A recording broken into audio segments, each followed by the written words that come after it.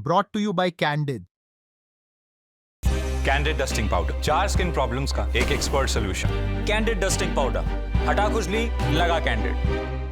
गृह मंत्रालय की तरफ से 7 मई को मॉक ड्रिल के आदेश दिए गए हैं। ऐसे में जब पहलगाम हमला हुआ और उसके बाद से ही लोगों के अंदर आक्रोश है और अब ये आदेश दिया गया है गृह मंत्रालय की तरफ से। इस पर क्या जानकारी सामने आ रही है, न्यूज़ रूम से हमें नावेद दे रहे हैं। नावेद, ये अभी क्योंकि मॉक ड्रिल का आदेश है, इसमें क्या क्या होने वाला है और टाइमिंग भी?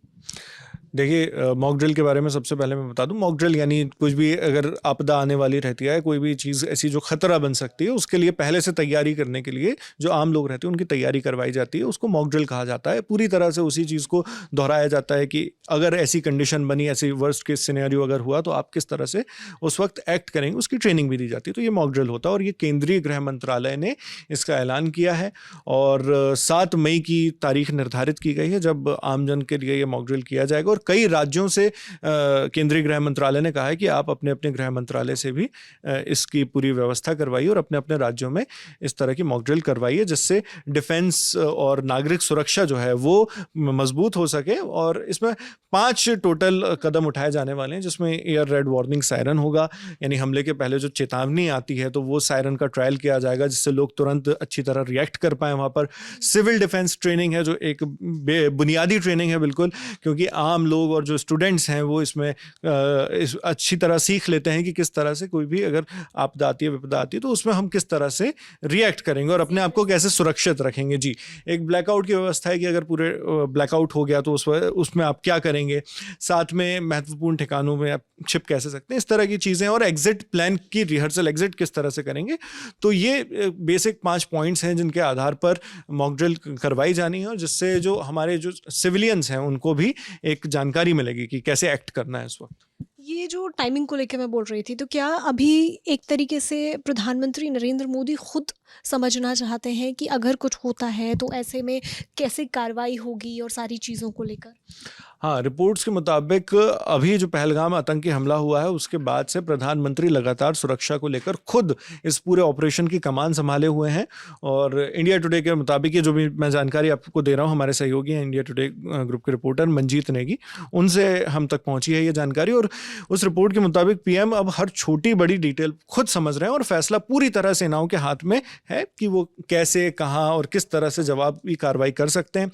और पीएम मोदी ने पूरी तरह सेनाओं को ऑपरेशनल फ्रीडम दे दी, यानी खुली छूट है ना, कार्रवाई की टाइमिंग, तरीका, टारगेट सब कुछ सेना खुद तय कर सकती है। और राजनीतिक स्तर पर सारी रुकावटें इसमें हटा दी गई हैं। और इसके पीछे एक बहुत बड़ा रीज़न ये भी है कि इस मामले में सर्वदलीय बैठक भी हो चुकी है और सारा अपोजिशन भी जो है, सब लोगों ने अपनी तरफ से अपना समर्थन जता दिया है सरकार की तरफ कि आप कुछ भी इसमें करना चाहें तो हमारी आपकी तरफ पूरा सपोर्ट है, आप कर सकते हैं। तो इस वजह से ये ठोस कदम उठाया जा चुका है कि पूरी फ्रीडम सेनाओं को है और इसमें राजनीतिक रुकावटें सारी हट गई हैं, यानी एक फास्ट पेस्ड एक्शन हो सके उसके लिए। वहीं और क्या आदेश दिए गए हैं तीनों सेनाओं को, अगर इससे रिलेटेड कोई इन्फॉर्मेशन हमारे पास आई हो?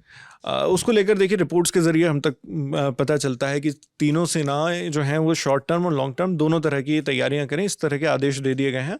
और पीएम ने ये भी जाना है कि हथियार और गोला बारूद हमारे पास कितना है, उसकी स्थिति क्या है ना। और सेना को साफ निर्देश दे दिए गए हैं कि तैयारी सिर्फ आज की नहीं होनी चाहिए, आने वाले वक्त की भी होनी चाहिए, यानी वही जो मैंने कहा, शॉर्ट टर्म भी और लॉन्ग टर्म भी।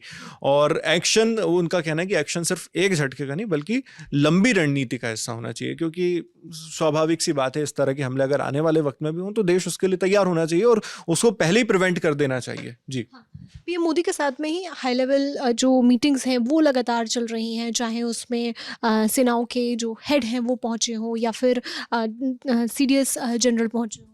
जी बिल्कुल। और ये जो बैठकें हैं ये तो 22 अप्रैल को जब पहलगाम में हमला हुआ था उसके बाद से अलग अलग स्तरों पर चल रही थी। एक बड़ी बैठक जो है 26 अप्रैल को हुई, जब जिसमें रक्षा मंत्री राजनाथ सिंह मौजूद थे, एनएसए जो अजीत डोभाल मौजूद थे, सीडीएस जनरल जो हैं अनिल चौहान और तीनों सेनाओं के प्रमुख जो हैं उसमें शामिल थे। और 30 अप्रैल को फिर उसके 4 दिनों के बाद army general Upendra Dwivedi PM के साथ उनके आवास पर मिलते हैं, 7 लोक कल्याण मार्ग जो है वहाँ पर वो पहुँचे थे। इसके बाद फिर उसी दिन विदेश मंत्री एस जयशंकर हैं और NSA अजीत डोभाल, वो भी बैठक में पहुंचते हैं।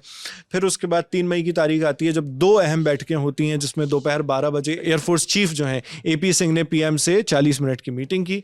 फिर शाम 6 बजे नेवी एडमिरल जो हैं वो दिनेश त्रिपाठी, उनसे मिलते हैं और 1 घंटे तक बातचीत होती है। तो इस तरह से ये सारी मीटिंग्स चल रही हैं और इस घटनाक्रम से एक इशारा पहुंच रहा है जनता के बीच में, भारत के बीच में और तमाम दुनिया में, कि भारत अब सिर्फ निंदा या बयानबाजी पर नहीं रुकने वाला है, बल्कि एक रणनीतिक और ठोस जवाब देने की दिशा में है। और जो भी जवाब इसमें निर्धारित किया जाएगा सरकार के द्वारा, वो आने वाले वक्त में हमें पता चलेगा। लेकिन ये एक स्ट्रॉन्ग मैसेज ज़रूर वर्ल्ड को दे दिया गया है, और ख़ासतौर पर पाकिस्तान को भी, कि हम चुप नहीं बैठेंगे।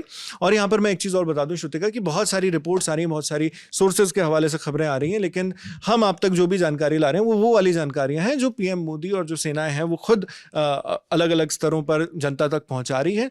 तो वो जानकारी हम अपने दर्शकों तक पहुँचा रहे हैं। कोई भी ऐसी डिफेंस रिलेटेड कोई ऐसी इन्फॉर्मेशन इसमें नहीं है जो कोई खुफिया ऑपरेशन चल रहा हो या कुछ चल रहा हो उसकी जानकारी हम लोगों तक पहुँचाए, ये बिल्कुल नहीं है जी। तो जो भी जानकारी आगे भी सामने आएंगी वो हम आप तक पहुंचाते रहेंगे। न्यूज़ रूम से जानकारी दे रहे थे नावेद, कैमरे के पीछे है राशिद, मेरा नाम है श्रुतिका। आप देखते रहिए दी ललन टॉप। शुक्रिया।